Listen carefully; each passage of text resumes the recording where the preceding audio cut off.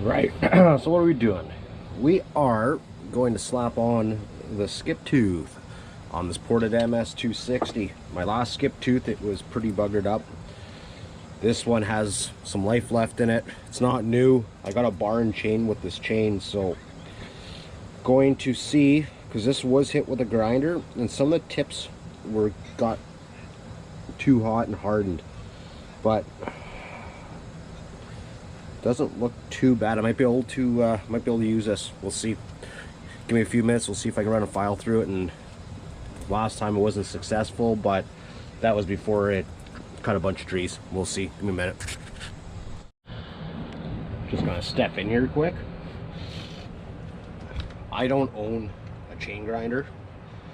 I do want to get one. This would help me out a lot at this point, like trying to save this.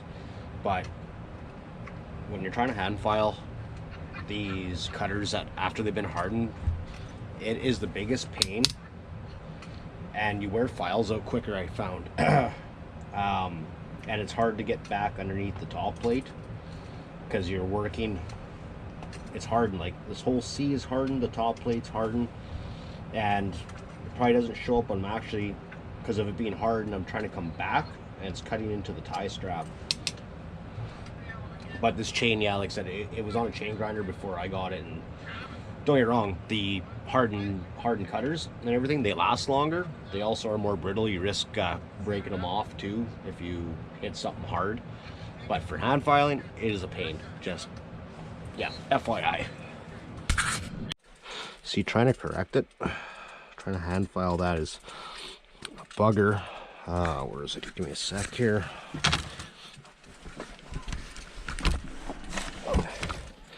Because now you're dealing with hardened cutter plates and hardened cutters and everything.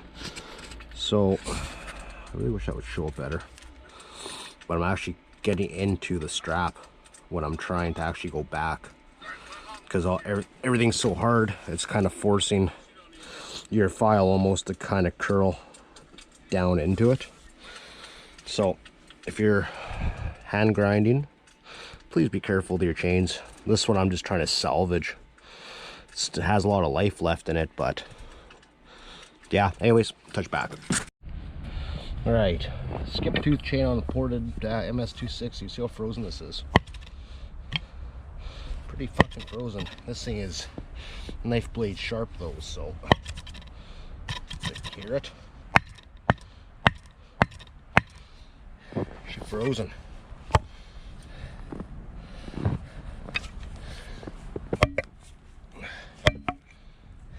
That's cottonwood. This is white oak.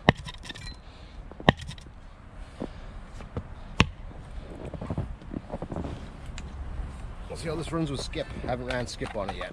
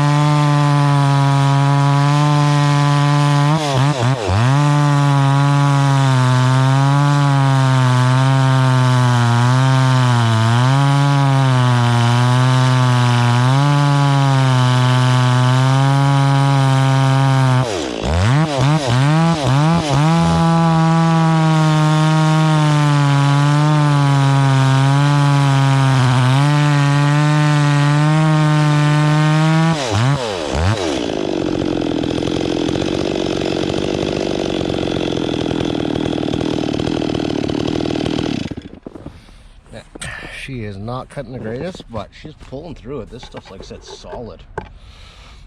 There's a piece of cottonwood here, right below the camera, right there. I've been using that for some testing too. It's about the same diameter. We'll try that next year. I'm gonna show them this stuff's just as frozen. Actually, it's probably more. Axe just bouncing out of it compared to that oak. See how it does in here.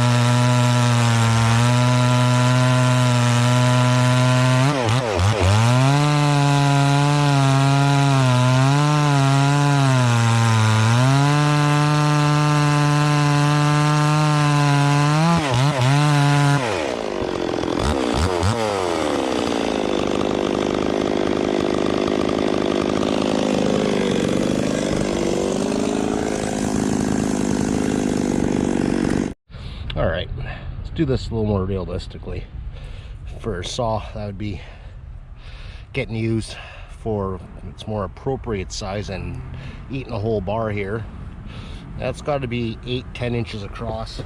Same thing, frozen cottonwood. It was soaking wet when it was cut there in September, I believe.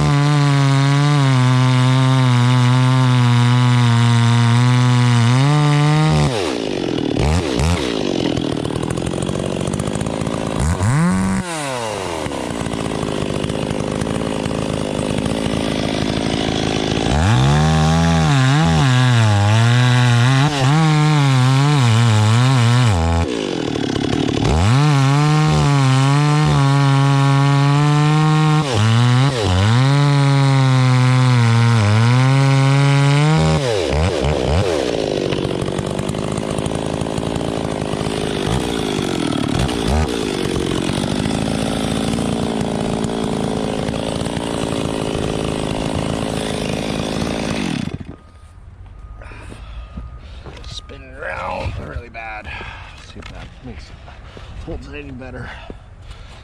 Not really.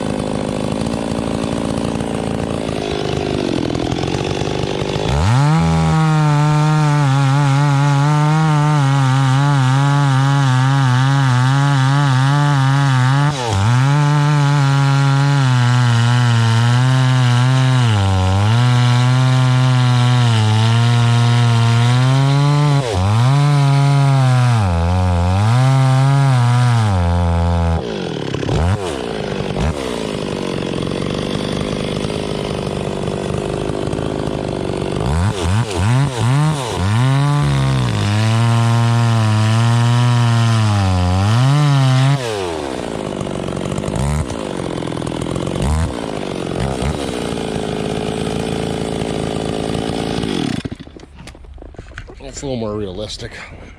But it's cold. That stuff is frozen. And I don't even know how this chain's doing, because I tried to fix it because somebody hit it with a grinder before me, so it felt okay, but maybe not. Hey, so I almost want to say it actually probably pulls better with full comp. Chain got beat up a little bit from the frozen wood by the looks of it, but not bad at all.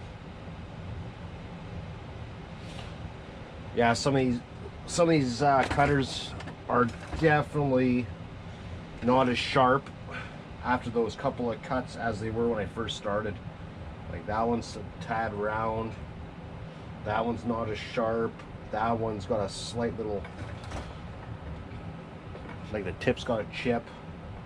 That one's still good, that one's still good, that one's already getting dull.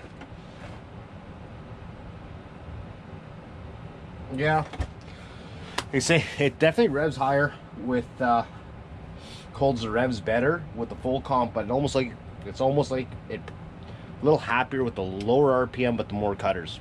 I don't know. Oh, all in all though, like I mean, I'm pretty happy with it. Like I was dogging in pretty hard there. Like I don't know if it showed up on camera, but yeah, I was right on that thing. So a couple times in one of the logs you can actually see where my cut kind of went crooked, or maybe it was when I was changing positions of the saw, it went a little crooked as soon as I started dogging in.